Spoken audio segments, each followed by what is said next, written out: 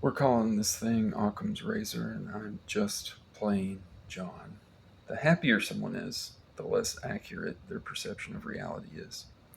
And unhappy people have the most accurate perception of reality. Delusionally happy people tend to also not be very effective in the world. They're a mess. Delusionally unhappy people tend to never improve their position. As always, it's about balance. The middle road is the way. The one takeaway from everything I'm about to say is when we believe we have agency, it increases our quality of life, regardless of how true it is.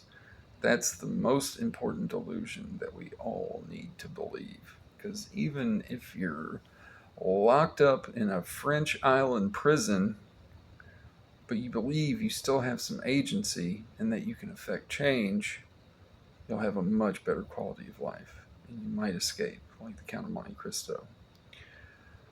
My quality of life has been so much better since I adopted this delusion. And guess what? It works. Everyone's life can be improved by entertaining a little magical thinking, but not too much of it. People often prop up their identities with harmful delusions. Most of the time, this is to promote group cohesion, tribal affiliations. I know some amazing, intelligent people who actively choose harmful delusions over truth because a certain group is their entire identity, and because the truth is too complex and painful to acknowledge. I totally understand needing to be a part of something larger than yourself. We all need people, and we all need meaning.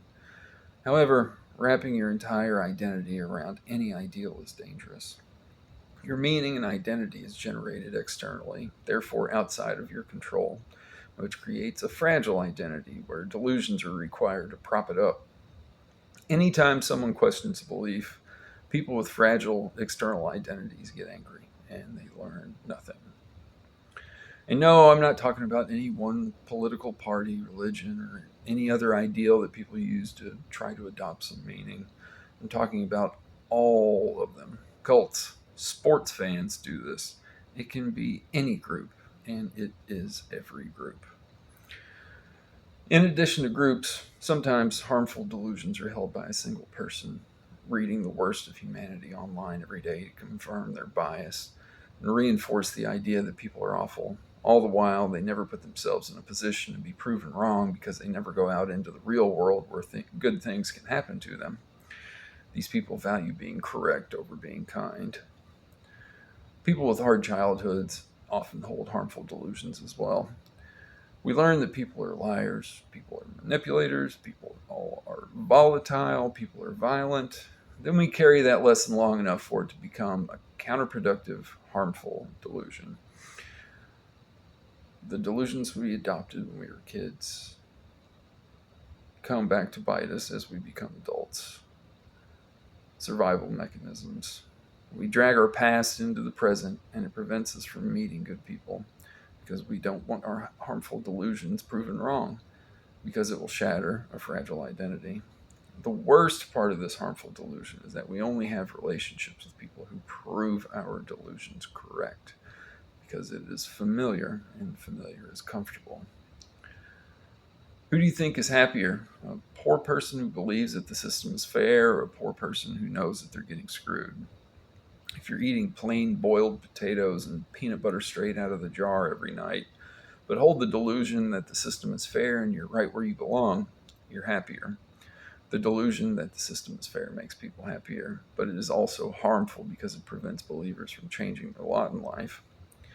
Most people who don't have much carry the delusion that the system is fair because it sidesteps the pain of awareness. Google John Jost's system justification theory for a lot more on the subject. Meanwhile, people in poverty who are aware of it every time they get screwed are miserable all the time. The poor people who the poor person who holds the delusion that the system is fair is lying to themselves for the sake of feeling better and robbing themselves of agency. Two sides to that delusion.